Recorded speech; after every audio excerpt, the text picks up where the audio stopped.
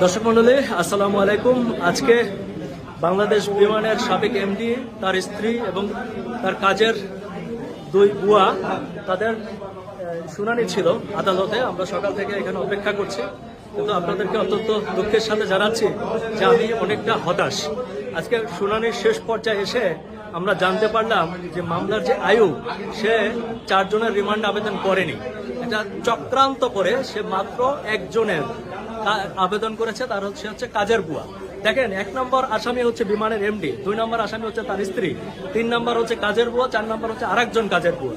সেই আমাদের মামলার যে আয়ু, সে একজনের রিমান্ড আবেদন করছে, কাজের বুয়া, এবং বাকি 3 জন যারা প্রধান আসামি, দ্বিতীয় আসামি, তৃতীয় আসামি, তাদের রিমান্ড আবেদন করেনি। আদালত সেই বিষয়টা ধরেছে যে আপনি প্রথম 3 জন আসামিকে বাদ দিয়ে চতুর্থ আসামি যে সাসপেক্টেড, তাকে কেন রিমান্ড চাইলেন, অন্যদের রিমান্ড কেন চাইলেন না?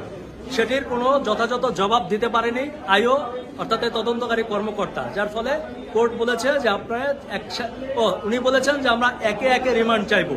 একে একে রিমান্ড চাইবো মানে বুঝতে পারছেন যে তাদেরকে বাঁচানোর একটা চেষ্টা করা হচ্ছে। এবং আদালত বলেছে যে আপনি 4 জনের রিমান্ড একসাথে চান, আগামীকালকে এটি নিয়ে আবার কথা হবে, আবার শুনানি হবে।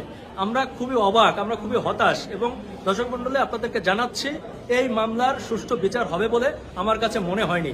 আজকে আদালতের মধ্যে যা দেখলাম, একজন আইও যে চক্রান্তটা করলো, উত্তরা পশ্চিম থানা থেকে প্রত্যক্ষভাবে একটি চক্রান্ত করা হচ্ছে এই আসামিদেরকে বাঁচানোর জন্য, এদেরকে রেহাই দেওয়ার জন্য। এটি একেবারে ক্লিয়ার যে এই মামলার সুষ্ঠু বিচার হবে না। এবং আমি যারা রিমান্ড আবেদন যে বিষয়টা, সেটিও আজকে কিন্তু শেষ পর্যন্ত ওভাবে পিছলিয়ে গেল। কালকে আবার শুনানো হবে, জানি না কি হবে, আমাদের জন্য দোয়া রাখবেন। তবে আমি খুবই হতাশ, এবং আমার মনে হচ্ছে যে সুষ্ঠু বিচার আমরা পাবো না। এবং এই যে বাচ্চাটির উপর নির্মম অত্যাচার হলো, টর্চার হলো, ওই পক্ষের আইনজীবী অর্থাৎ আসামি পক্ষের আইনজীবী বলছে যে তারা এখনো কনফার্ম না যে এমন নির্যাতন হয়েছে কিনা। আমি ঠিক জানি না যে এইসব আইনজীবীরা কবে বুঝবে যে সব নির্যাতন হয়েছে কিনা। আমি খুবই হতাশ এবং আশাহত যে এটা দেখতে হলো আজকে আদালতে এসে। আমি আজকে আদালতে যা যা ঘটেছে বিস্তারিত একটা নিউজের মাধ্যমে কিছুক্ষণের মধ্যে আপনাদের সামনে তুলে ধরবো। ধন্যবাদ।